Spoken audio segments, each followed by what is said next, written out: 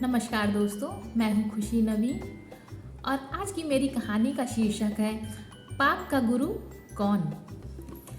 चलिए इस कहानी को शुरू करते हैं। इस कहानी को आप पूरा सुनिएगा और चैनल को सब्सक्राइब कीजिएगा, वीडियो को लाइक कीजिएगा। एक पंडित जी कई वर्षों तक काशी में शास्त्रों का अध्ययन करने के बाद गांव लौटे। पूरे गांव में शोहरत हुई कि काशी से शिक्षित होकर आए हैं और धर्म से जुड़े हर किसी भी पहेली को सुलझा सकते हैं। शोहरत सुनकर एक किसान उनके पास गया और उनसे पूछ लिया, पंडित जी आप हमें यह बताइए कि पाप का गुरु कौन है। प्रश्न सुनकर पंडित जी चकरा गए। उन्होंने धर्म व आध्यात्मिक गुरु तो सुने थे, लेकिन पाप का भी गुरु होता है, उनकी यह समझ से और ज्ञान से परे था। पंडित जी को लगा कि उनका अध्ययन अभी अधूरा ही रह गया है। वह फिर से काशी लौट गए। अनेक गुरुओं से मिले, लेकिन उन्हें किसान के सवाल का जवाब नहीं मिला।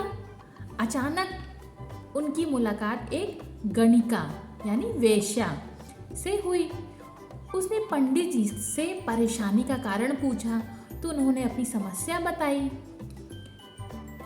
वैश्या बोली, पंडित जी इसका उत्तर है तो बहुत सरल है, लेकिन उत्तर पाने के लिए आपको कुछ दिन मेरे पड़ोस में रहना होगा। पंडित जी इस ज्ञान के लिए ही तो भटक रहे थे। वह तुरंत तैयार हो गया।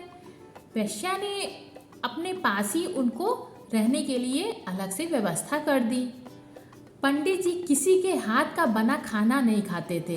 अपने नियम, आचार और धर्म परंपरा के कट्टर अनुयायी थे। वैश्या के घर में रहकर अपने हाथ से खाना बनाते खाते कुछ दिन तो बड़े आराम से बीते, लेकिन सवाल का जवाब अभी भी नहीं मिला। वह उत्तर की प्रतीक्षा में रहे।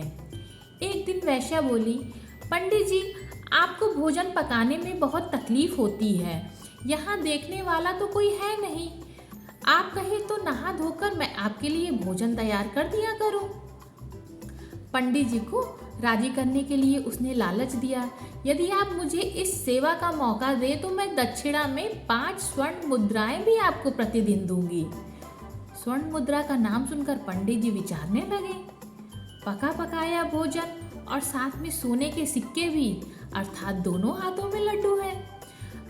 पंडित जी ने अपना नियम, व्रत, आचार विचार, धर्म सब कुछ भूल गए। उन्होंने कहा, तुम्हारी जैसी इच्छा, बस विशेष ध्यान रखना कि मेरे कमरे में आते समय कोई तुम्हें देखे नहीं। पहले ही दिन कई प्रकार के पकवान बनाकर उसने पंडित जी के सामने परोस दिया, पर ज्यों ही पंडित जी ने खाना चाहा, उसने सामने से परोसी हुई थाली खींच ली। इस पर पंडित जी क्रुद्ध हो गए और बोले, यह क्या मजाक है। वैश्या ने कहा, यह मजाक नहीं पंडित जी, यही तो आपके प्रश्न का उत्तर है। यहाँ आने से पहले आप भोजन तो दूर किसी के हाथ का पानी भी नहीं पीते थे, मगर स्वर्ण मुद्राओं के लोभ में आपने मेरे हाथ का बना खाना भी स्वीकार कर लिया। यह लोभ ही पाप का गुरु है। तो इस कहानी से हमको पता चलता है कि हमारा लोभ ही हमारे पाप का गुरु है। तो कैसी लगी आपको ये कहानी, कमेंट करके ज़रूर बताइएगा। चैनल को सब्सक्राइब कीजिएगा। जुड़े रहिए मेरी अगली कहानियों के साथ, कहानियाँ जो सुकून दे। नमस्कार।